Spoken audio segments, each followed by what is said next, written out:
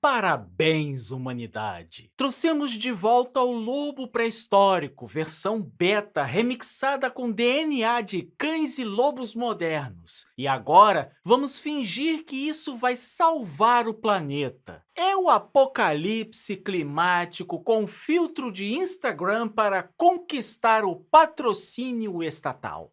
Este é o Visão Libertária, sua fonte de informações descentralizadas e distribuídas. Ajude a propagar as ideias de liberdade. Deixe o seu like e compartilhe com seus amigos. Um artigo seu pode virar vídeo aqui também, sabia? Este artigo foi escrito por Felipe Sereda, revisado por Gordinho Caipira e será narrado por mim, Djalma Guedes. Quando a empresa americana Colossal Biosciences anunciou em um evento amplamente divulgado a criação de 3 filhotes de lobo terrível, uma espécie extinta há mais de 12 mil anos em laboratório, a reação global foi digna de uma cena de Jurassic Park. A ficção científica que por décadas alimentou nossa imaginação com promessas de ressurreição de criaturas do passado, parecia finalmente se fundir à realidade. Os filhotes, batizados de Romulus, Remus e Calice, foram apresentados como o resultado de técnicas avançadas de engenharia genética, incluindo CR e SPR, clonagem e edição genômica aplicadas ao DNA de lobos cinzentos modernos, baseado em DNA preservado em amostras fósseis. A Colossal Biosciences, uma startup ambiciosa com sede no Texas, prometeu que esse feito não era apenas uma demonstração de poder tecnológico, mas um passo para reviver o passado e salvar o futuro, segundo suas próprias palavras. A narração é sedutora, trazer de volta espécies extintas para restaurar ecossistemas e, quem sabe, mitigar os danos ambientais causados pela humanidade. Mas o que isso realmente significa? Para muitos cientistas e entusiastas da tecnologia, trata-se de um marco revolucionário, uma prova do domínio humano sobre a biologia. Para outros, incluindo vozes céticas no campo acadêmico e na sociedade civil, é uma extravagância corporativa disfarçada de progresso, um experimento claro que levanta mais perguntas do que respostas. Aqui no canal Visão Libertária, nosso objetivo é ir além das narrativas oficiais, sejam elas da mídia tradicional, da academia ou das próprias empresas envolvidas. Vamos analisar este caso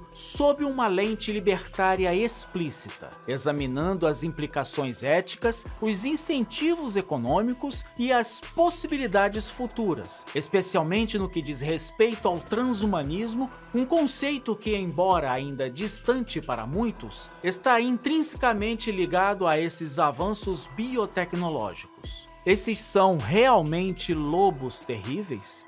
A primeira questão que devemos abordar é fundamental. Esses filhotes são, de fato, lobos terríveis? A resposta é, no mínimo, ambígua, e isso importa mais do que parece à primeira vista. Assim como os dinossauros de Jurassic Park não eram réplicas exatas de seus predecessores pré-históricos, mas sim recriações baseadas em fragmentos de DNA preenchidos com genes de espécies modernas, esses lobos são, na melhor das hipóteses, uma aproximação. O Dr. Henry Wu, personagem fictício de Jurassic World, resume bem essa ideia ao dizer: nada em Jurassic World é natural. Sempre preenchemos lacunas no genoma com DNA de outros animais. Aqui o processo é semelhante. O DNA antigo, extraído de fósseis degradados, foi complementado com material genético de lobos cinzentos, resultando em algo que poderíamos chamar de avatar biológico.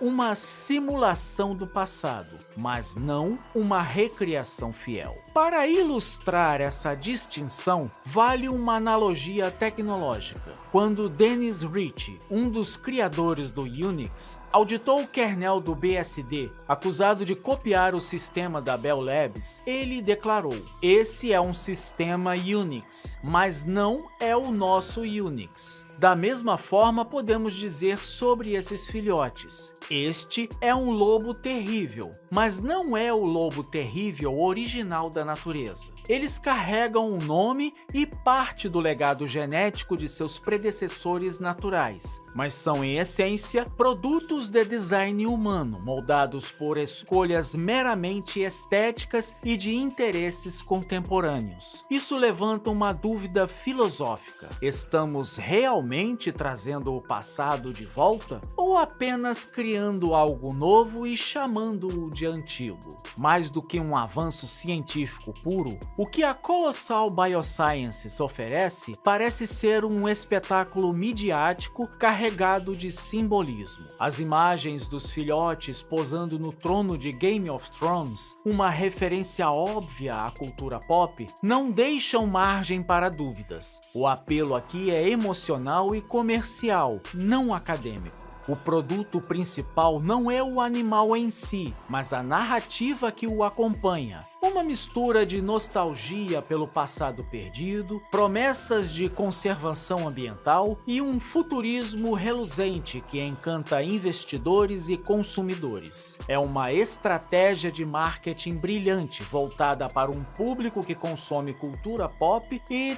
tecnologia com igual fervor. Podemos chamar isso ironicamente de tokenização da vida. Assim como os NFTs, que significam tokens não fungíveis, criaram valor especulativo a partir de escassez digital, sem oferecer utilidade prática imediata. Esses lobos recriados são ativos biológicos embalados em histórias sedutoras. Eles existem fisicamente, mas seu valor está na exclusividade e no hype, não em uma função ecológica clara. Isso nos leva a uma questão crítica. Estamos diante de uma bolha especulativa, como as que vimos com os NFTs, o metaverso, as shitcoins e até outras bolhas que ocorreram no passado e varreram tendências que pareciam promissoras para debaixo do tapete. O histórico do mercado sugere que projetos movidos a entusiasmo e narrativas grandiosas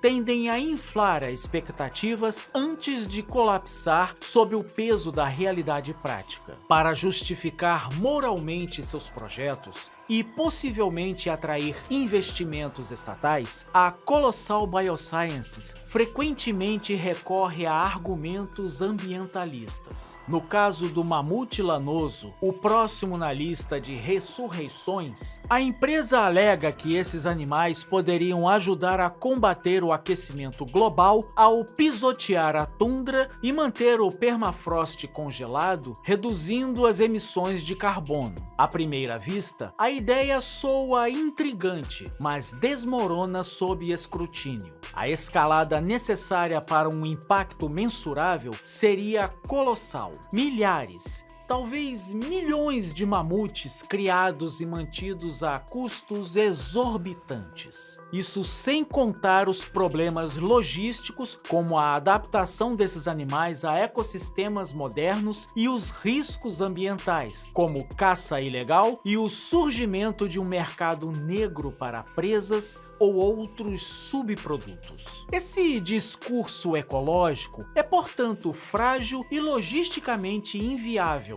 Um exemplo de greenwashing genético. A verdade é que soluções tecnocráticas centralizadas raramente resolvem problemas complexos como as mudanças climáticas. A Terra já passou por ciclos de aquecimento e resfriamento muito mais extremos que os atuais sem intervenção humana. Reintroduzir mamutes ou lobos terríveis não vai salvar o planeta. No máximo, será um experimento caro com benefícios marginais. Nós libertários consideramos que se o setor privado quer financiar isso, que o faça, mas sem envolver dinheiro público ou regulações que distorçam o mercado. Sob uma perspectiva libertária, um aspecto frequentemente ignorado é a questão da propriedade intelectual sobre esses organismos geneticamente editados. Empresas como a Colossal Biosciences provavelmente reivindicarão patentes sobre os genomas modificados. Transformando a vida em propriedade corporativa, podemos ter um precedente disso com o mercado de grãos transgênicos, onde há, por pressão das gigantes como a Monsanto, o que os analistas chamam de privatização da vida, mas que está mais para a estatização da vida. Isso arreganha as portas para o que poderíamos chamar de neofeudalismo genético.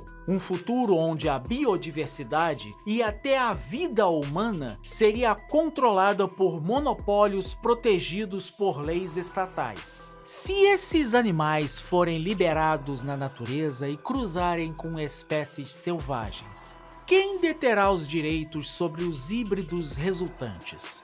Zoológicos ou reservas naturais terão que pagar royalties para exibi-los? Estamos mais próximos de uma distopia tecnofeudal do que um avanço benéfico para a humanidade. Se a tecnologia permite recriar lobos e mamutes, o próximo passo lógico é aplicá-la aos humanos. Aqui entra o transhumanismo, a ideia de usar a biotecnologia para aperfeiçoar nossa espécie, curando doenças ou ampliando capacidades físicas e cognitivas. Empresas poderiam oferecer clonagem de animais de estimação falecidos com melhorias genéticas personalizadas, criando um mercado de pets projetados. Uma versão real do elefante miniaturizado criado como portfólio para a empresa Ingen, de John Hammond, no livro de Jurassic Park. Mas o impacto mais profundo seria justamente em nós, a humanidade. Pais com muita grana poderiam escolher características específicas para seus filhos, como inteligência superior ou resistência física, o que pode acabar acentuando desigualdades sociais e econômicas. Se hoje em dia ser calvo já é motivo de chacota e é considerado coisa de pobre, imagina ficar de fora da melhoria genética. Questões essas abordadas no excelente filme Gattaca, que recomendo a todos assistirem. Sob uma ótica libertária, isso gera um dilema. A liberdade individual deve incluir o direito de modificar geneticamente a si mesmo ou aos próprios descendentes? Ou há limites éticos que justificam a intervenção?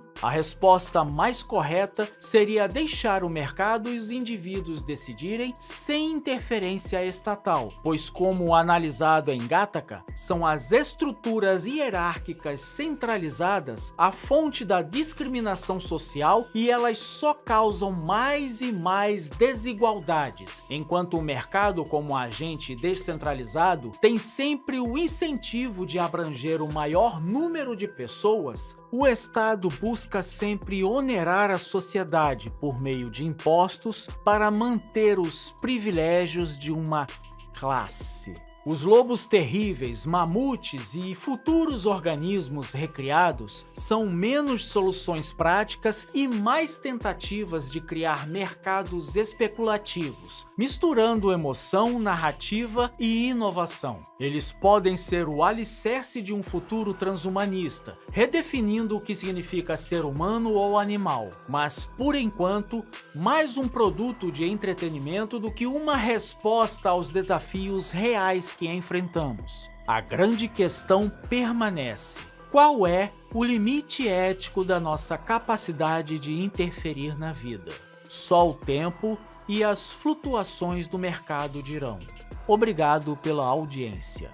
Esse é um canal colaborativo. Participe você também. Cadastre-se agora mesmo no nosso site visãolibertaria.com e envie seus artigos por lá. Os nossos colaboradores recebem recompensas em Bitcoin. Inscreva-se no canal e clique no botão da campainha para ser avisado de novos vídeos. Até a próxima!